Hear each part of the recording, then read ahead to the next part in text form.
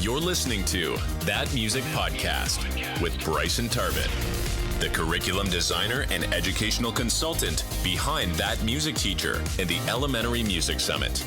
Each week, Bryson and his guests will dive into the reality of being an elementary music teacher and how music can truly be transformative in the lives of the students you serve. Show notes and resources mentioned in this episode can be found at thatmusicteacher.com.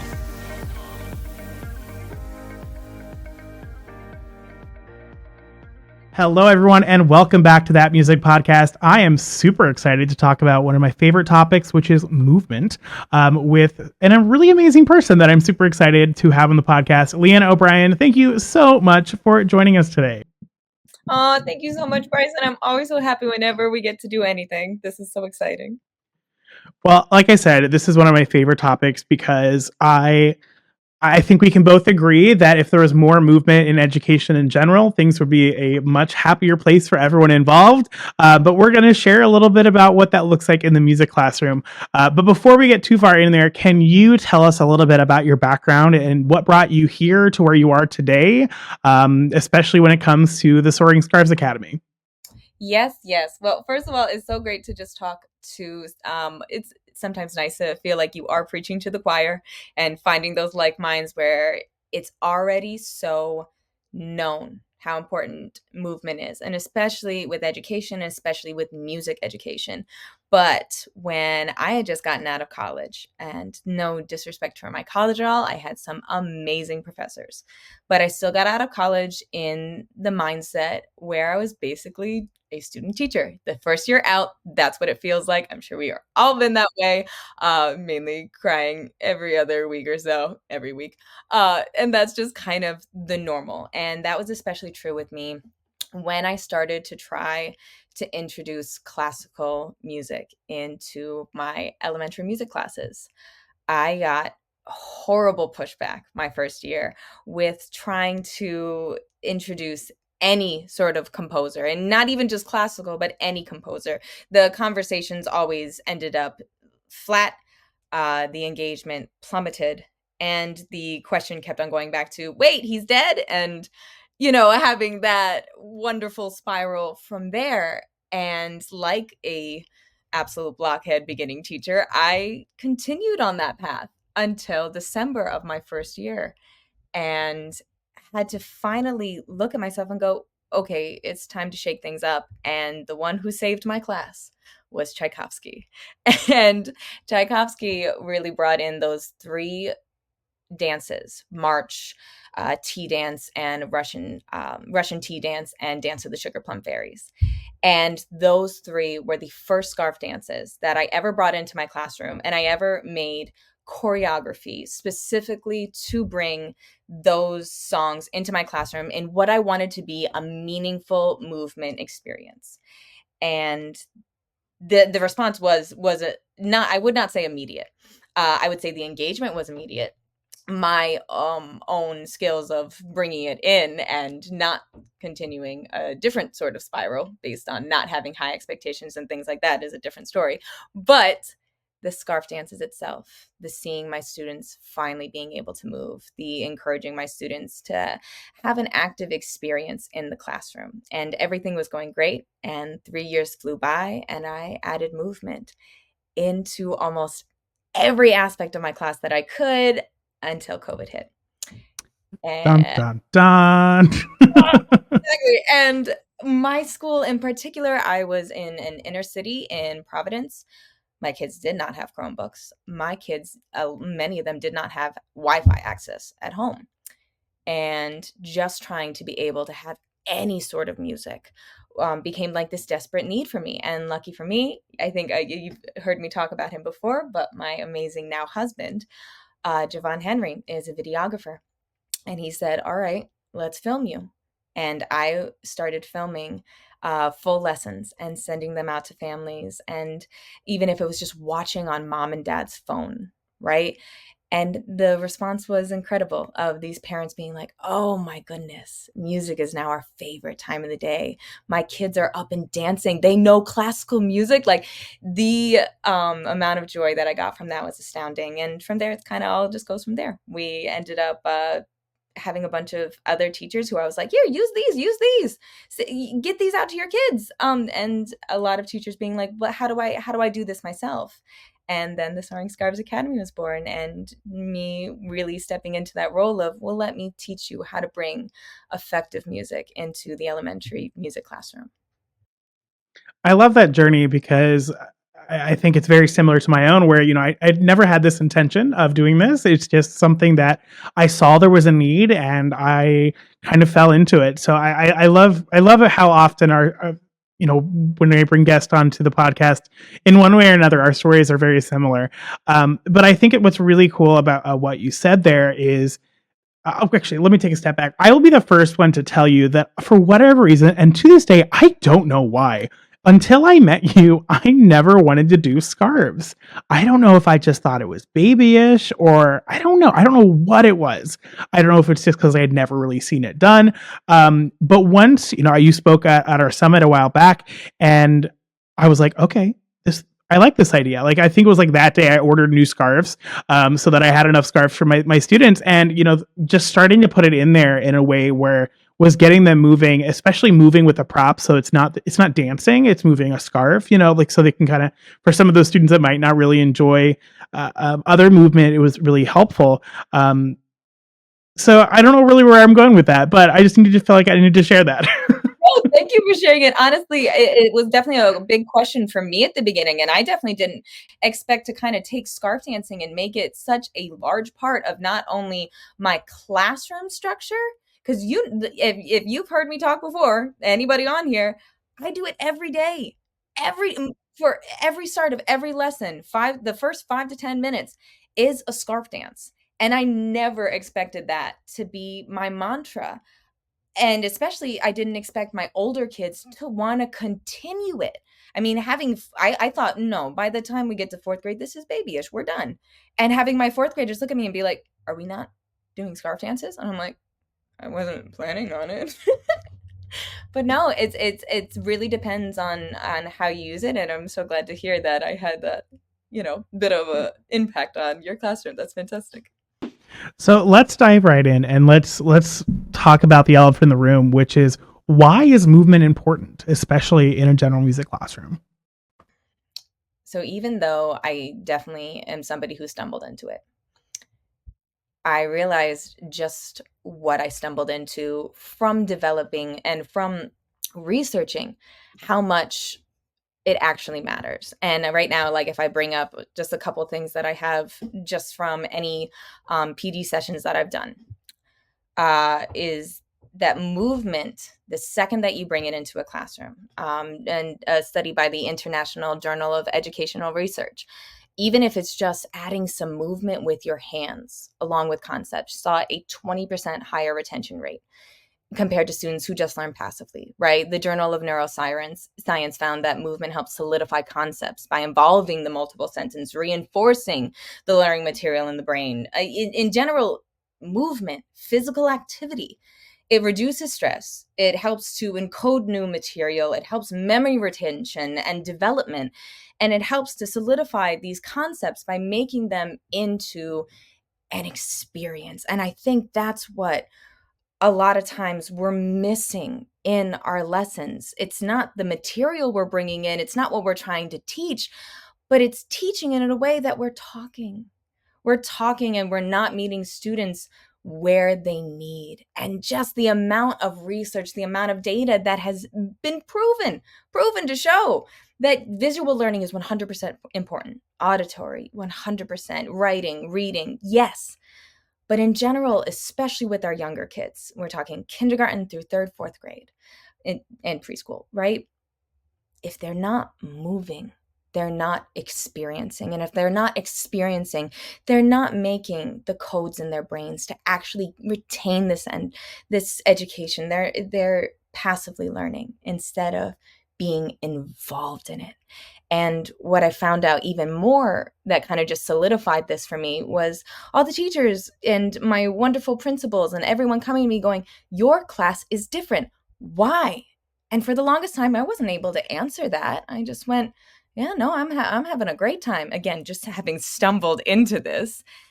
But I found out that 63% of our students' days are spent, or 63% of their day in general is spent sitting.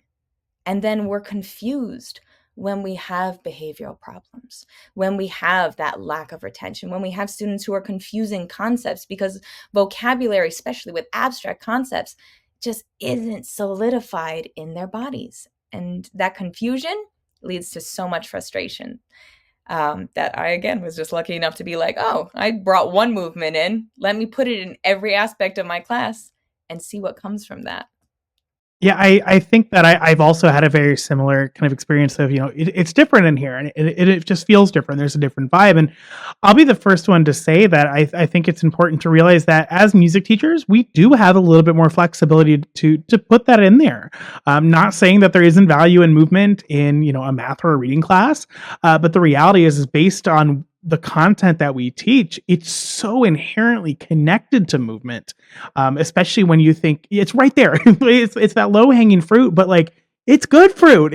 There's a reason why it works, and I think that's something we think of it. Sometimes we think of it as being too simple. Just like I thought at one point, it's just this simple thing, but there's so much meat to it that really gets at intense core learning, even when it just looks like dancing or moving. And I think that's what sometimes can be really easy to forget.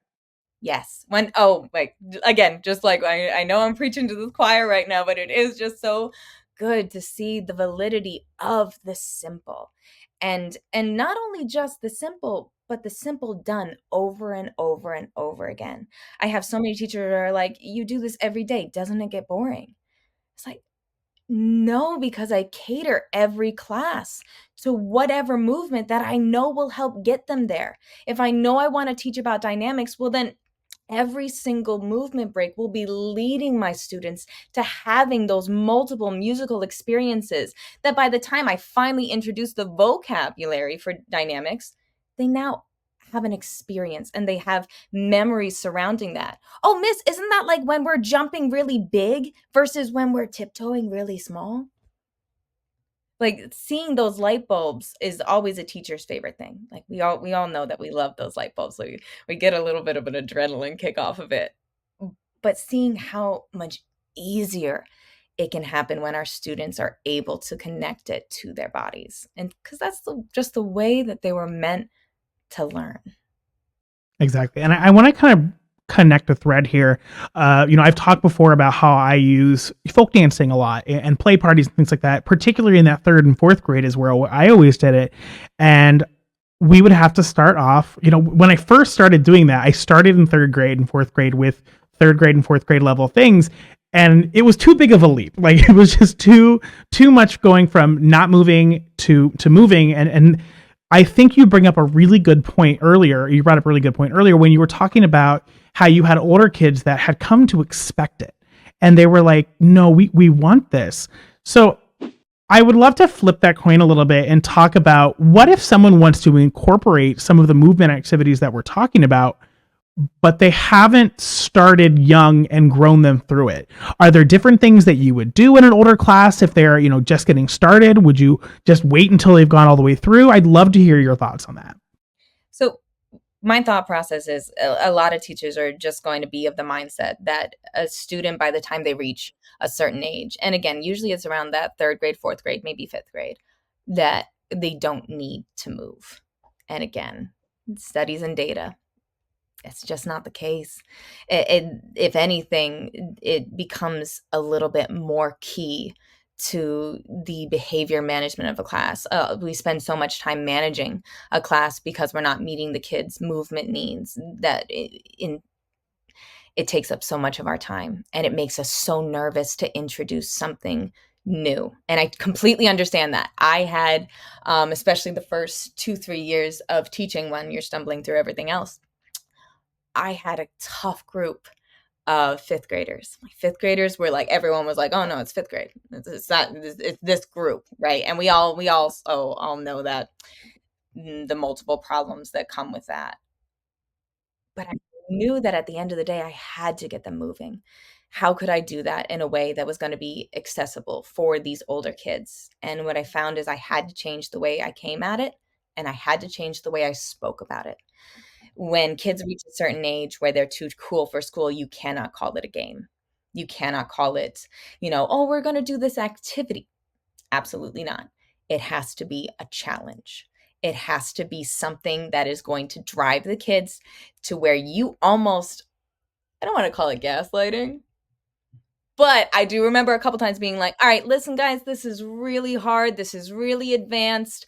I'm going to go through it step by step. But honestly, if you can't do it, I understand. It's okay. And having that little flare in them of all them being like, she thinks we can't do this. And having that be a spark. I think that if you start small, especially with older kids, of just giving their movement needs met first before you incorporate more meaningful experiences. But even if it's just, four corners, right? And all right, everyone, here's a sticky note. I just put a question up on the board, write the answer, and then you're going to place your sticky note depending on your answer on this corner, this corner, this corner, this corner, again, around the room. Just having them meet that expectation of, we're going to do this with our bodies calm. We're going to do this with our voice, having the building blocks of, can you bring something in without seeing the spiral, by being able to trust your students, and by knowing by the time you get there and you have built those blocks that they're gonna want to do it. And especially with older kids, it is harder. It's so much easier with the youngers. If you ask a kid who's in kindergarten to show you how an elephant dances, right? Oh my goodness. The responses that you're going to get are going to be immediate and amazing. You ask somebody who's never really done that, who's in now, say, second grade, and that's around the age, second, third grade, where they're going to start looking around them first to see, well, what are my peers doing? Right. And if you ask a fifth grader or an eighth grader to do that, you're just going to get like, what do you mean an elephant? Right. Um, so I think it really does. You have to change how you go about it. You have to change the way that you speak about it. And especially if you're dealing with a class that is going to be reluctant, that you don't throw them under the bus, but you build up the blocks and see what they can handle and push it a little farther each and every time. Those are all really good points, especially the way you talk about it. I think that's something we don't think about a lot, because when we hear about these new concepts or these new ideas, we're hearing about them in a setting like this where we're educators that are talking about it amongst ourselves. But the reality is when I, for instance, when I do play parties, I don't call it a play party first, because that's confusing at first. Eventually we'll get into it because it's kind of interesting. But, I think it's important for us to be aware of things like that. For instance, when I do any sort of movement, hold hands is never in my vocabulary. Connect hands, connect the circle, things like that. It's the same thing. I want them to do. It's just, it's a little bit of a different ask, right? You're going to get a little bit of a different response from your students, especially if you have those older students who are a little bit more standoffish about it. I think sometimes also you talked about, looking around to see what everyone else is doing. People ask a lot, like, how do you get the kids to do some of these things? And now part of it is just how my personality is I always made myself the weirdest person in the room. So, as long as they weren't being as weird as Mr. Tarbet, at least there was somebody else being weird in the room. And that really worked for me. So if that works for you, feel free to take that. But like, if we were going to be making elephants, I would be being the most ridiculous elephant you'd have ever seen, using full body motions, probably throwing out my back in the process. But, and I think that's something that we also need to consider, is how we are showing up in that mix. Are we presenting it as something that's exciting, or are we presenting it this thing that we're just waiting to go wrong? Yes, 100%. And now kind of on the opposite side, though, can you, as the teacher, picture your most reluctant student, right? Doing the whatever activity you're asking? Because I feel like sometimes we also go through it with like these rose-colored glasses. Like if we're doing the opposite way and we're like, oh no, it'll work. And it might, if you build it up the right way first. But I'm like, everybody has like that one student in their brain where it's like, that their peers are going to be looking to them, right? How can you put a pause on the negative response and instead foster the positive response? How can you get the response that you want while also understanding what it could be if you don't represent it the right way? So let's talk about that. How do we do that? Do you have any sort of specific examples or like concrete things you can walk us through? So I taught K through 8th and still teaching middle schoolers. And whereas by the end of these last now going on, oh my goodness, 6 years at the one school, uh, the little kids became so, I wouldn't say easy, but I would say easy to guess what is going to happen, right? With the older kids, it was more about, and everybody hates hearing this, but it's true, building the relationships and fostering the right classroom goals together and making them more a part of it and providing more individual time that they can express their own challenges and things like that. And I really feel like if you know that you have an activity that you want to bring into the classroom and you know it's going to be one where they're going to be up and they're going to be moving, finding that one kid that you know might be hesitant. And if you've already managed to build the relationship, which is already tough, but a lot of times they're looking to that student because that student has leadership qualities. And really being able to pull that student aside, which I always say, like a lot of teachers are scared to talk one-on-one, especially at the beginning to students. I think it's one of the most important things you can do to take now the role of, I see this teacher when she's talking to everybody else, right? And instead make it a, I'm talking to you kind of relationship, and really looking at that student and going, I need you on this. I need you to support me on this because this is the goal we are trying to reach as a class. The other kids are going to look to you. Can I count on you? And really having, again, those rose-colored glasses can't be on when you're talking with older kids. How do you take those rose-colored glasses off? Understand what the consequences could be and still foster that positive experience that you can have. Again, by the end of my current 5th graders, who then I graduated in 8th grade, but by that 8th grade, the difference of me knowing that I could trust my students to do the movement the right way, to meet them at their needs, knowing they needed to move, but knowing it had to be in the right way, and to see them flourish. It's incredible. It may take more work, but I promise you, if you're instead moving, instead of managing, it's such a simpler time. Yeah, and let's be honest, when you have that type of, one-on-one conversation, it makes it very clear that the actions they're taking are having a bigger impact than what they might think. They might just, well, school is happening at me. But no, in this situation, like, you are involved. Like, you are part of this. We need you on this. And I think it can be really, but also like on the same side, like, I see you. Like, not in like, I see you, I'm watching you, but like, hey, I see what you're, I'm glad that you're here. I'm validating your experience and your existence. Now let's do this thing. Potential. I see that Yes. you could have a positive impact on your peers. Like, Yes. so many kids, they are the class clown because they want to be looked at, or they're the one shouting out because they want to be looked at. Can you instead be the kid that leads? It's such a change. It's such a change. I was able to take my toughest kids and kind of, again, having them in chorus, where I was able to make the standards even higher, the expectations even higher, and then look at them and be like, you're my leader. This is your group. If they look at you and see you're slouching, what will I get? What will this group get? And giving that group mentality, I think, is also really important. I feel like, especially for a tough bunch of kids, having a goal, and a goal that you've created together,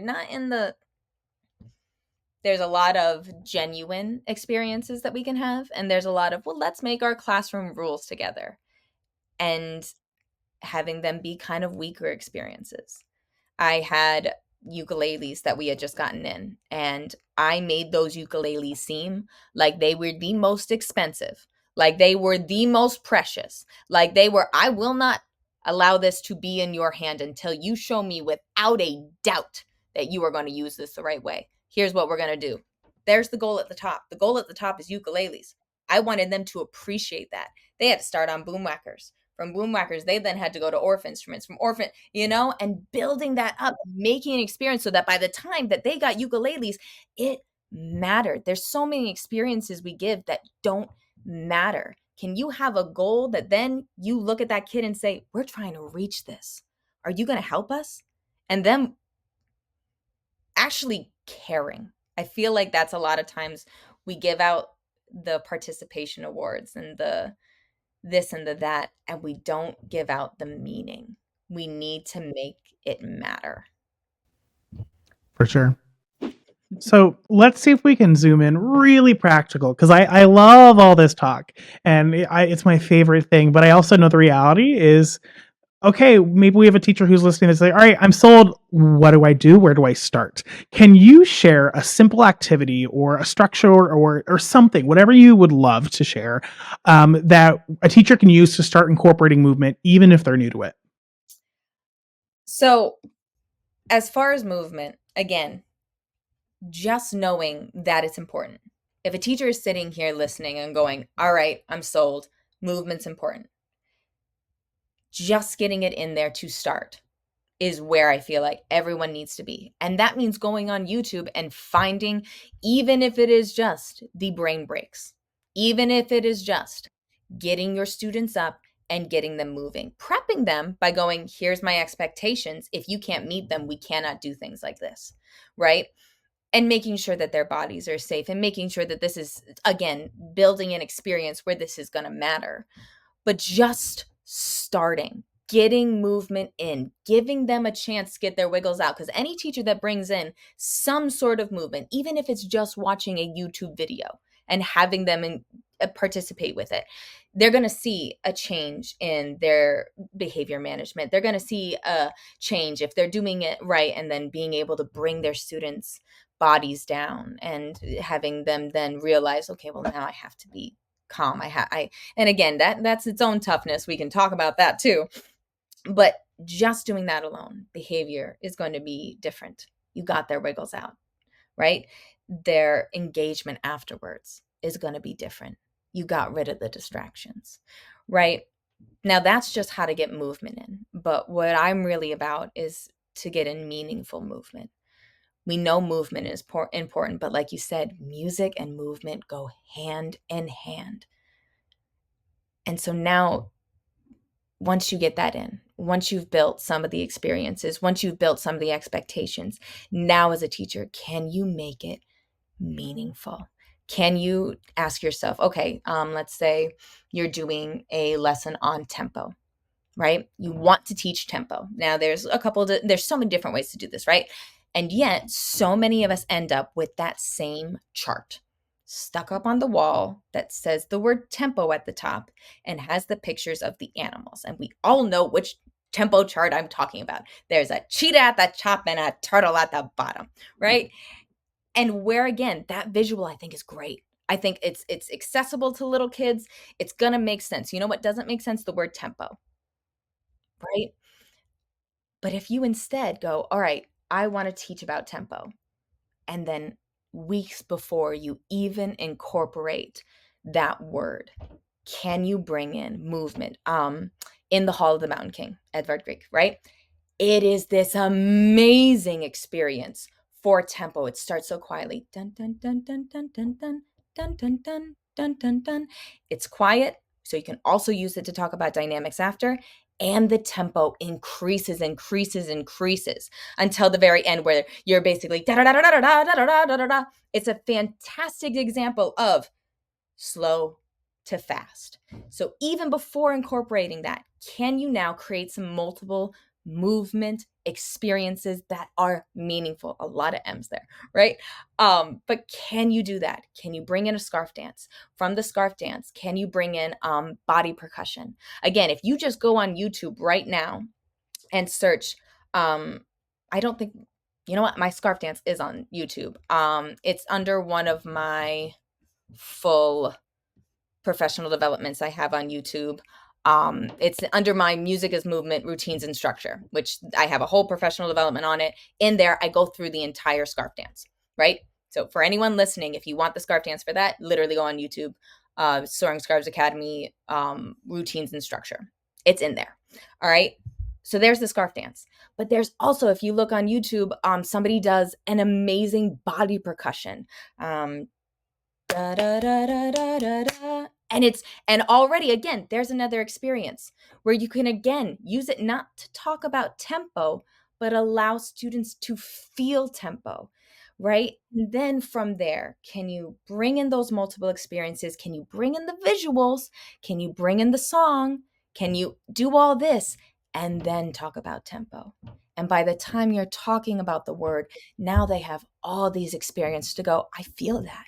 I feel the difference between da da da da da and slow. I understand that. And then you've actually primed them to retain that information, right? You've primed them to now hold a special place, right? Telling stories. Edward Grieg, it's a great one to talk about the movie Trolls. The movie Trolls uses Edward Grieg in the Hall of the Mountain King.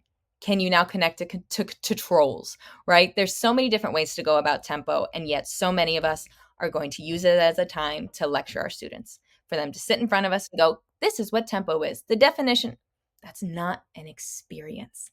That's a lecture, and it's just not how our kids are going to learn. Yeah. And I think it's a really good reaffirmation of the fact of, when we teach students a new concept, let them understand what it is first before we tell them what the name of it is, right? Thinking about language development, we don't understand the concept of a ball, but until we it's not that we learn the word first and then we like, oh, no, it's the other way around. You're like, hey, I want that thing. And then eventually we figure out, if I say the word ball, I get the ball, right? It's the same kind of thing. We're making that connection in a way that is natural to the way that learning happens, which I think is really important. So Leanna, you've already shared like a bunch of wonderful tidbits, but I would love to zoom in a little bit and talk about the masterclass that you're going to be giving inside that music teacher community. What can participants expect to learn from your session? So basically, and I am so very, very excited to be starting the masterclass. That's going to be just such a great time. But what I'm really going to be bringing into it, and I'm trying to just find a little bit, because I have, yes, I'm going to be doing a more in-depth look about movement in the classroom, but specifically how to incorporate it starting the exact same day or the exact same now week that you have watched the masterclass. And I'm going to be bringing 3 lessons in. I'm going to be bringing 3 scarf dances, and I'm going to be bringing 3 movement breaks, all to demonstrate key aspects of music and how to use it at its most effective, how to use movement at its most effective. And that really is some things that I've only, again, just been continuing to research and develop and test, like how to grab assessments and data in a way that is just through movement. And I'm really excited to continue talking about that. It's easy. It's in a very fun way. And instead of your students sitting there going, we have a test, gathering data in a way that is not stressful. Same with singing. A lot of times you will have your students' first introduction to singing as something stressful. Because again, maybe they're at that age where they're looking around going, well, do I sound like everyone else? Or is everyone else singing as loud as I am? How to use movement to take the stress out of singing, right? And also how to bring it into, again, those routines and structures for the thing that every teacher struggles with, which is behavior managing and taking the management out of it. Because if you're managing behavior, it means that you've already gotten to the point where you have the behavior. How to prevent that entirely through movement, right? So that's what I want to be bringing in. There's, I feel like, a lot, a lot to that. So yeah, I guess kind of what's maybe I a bit unique about that is after this session, I'm not just going to be going, okay, one time, hi and bye. But these teachers, whoever comes and is ready to learn, they're going to be getting those 3 lessons, 3 movement breaks, 3 scarf dances, and a 5-week course that is just all about how to really bring it into the classroom in small and easy to digest ways, because this is a lot. Again, I've had now almost 10 years of looking at how I can bring meaningful movement into my classroom at every step of the way, and how to make it more meaningful. And so, yeah, that's 10 years worth of information can't really happen in one masterclass session. So I will be offering a 5-week course. Again, everything's totally free, but just for any teacher who is going to be able to take these mini lessons and really try to bring them into their classroom in an effective way without feeling horribly overwhelmed. The great thing is we have access to so many resources in this day and age, right? And the bad thing is we have access to so many resources in this day For and age. sure. It can get 100% overwhelming. So trying to make this masterclass just as easy and seamless as possible is going to be my goal. For sure. So we will put the link, if you are not currently a member of that music teacher community, where you can learn more about that in the show notes or description, wherever you're watching or listening to this. If you're listening in the future, this recording will be living within our vault. So you can still join and check out what Leanna had to say. So Leanna, I know that we're going to have some people that are listening to this conversation and want to dive in so much deeper. So can you share where people can find you and learn more about what you do online? Yes. Thank you so much for asking that, Bryson. Basically, anytime that you search the Soaring Scribes Academy, I'm going to be up there. I have a private Facebook group that is music educators only. I'm very proud of that Facebook group. We have some really amazing and talented teachers who are wonderful to get into some good discussions, some tips and tricks, even if it's just about what is the new TV show to watch, which apparently is Abbott Elementary. I was late to the game, but all of the teachers on that Facebook group made it known I should be watching this. Can confirm. All right, I'm just late. I got to get on it. You can also find me on YouTube. Again, just by searching Soaring Scribes Academy. I have I just created a playlist of just some more professional development sessions that I've done in the past that are just, again, to bring movement in without making you feel like you're alone, because a lot of times music educators, I feel like, can feel like you're on an island. Just out here by yourself. And that's what's so great about that music teacher. You're never gonna be alone, because you have so many people who are just trying to do exactly what you're doing, which is to bring movement and music and experiences into a classroom of some amazing kiddos. So I have a couple hours worth, actually, of professional development on YouTube. I also am on TikTok. Again, just through Soaring Scribes Academy. If you want a bit of a laugh, I do some serious things on there, but mostly it's just for the giggles. And yeah, so that's Facebook, YouTube. And again, I also have a blog on my own website. So that's just soaringscribesacademy.com. All right. Well, we will be sure to put the links to those in the show notes as well. Leanna, thank you so much for sharing your expertise with us today. We really appreciate it. Thank you so much, Bryson, for having me. Of course. And if you are listening, thank you so much for joining us for another episode of That Music Podcast. If you have not left us a review wherever you are listening, it would mean the world to us if you would go ahead and leave us a review to let us know what you want more of, what you want us to dive deeper into. And in case nobody has told you today, I want to remind you that you are making a difference in the lives of the students that you teach.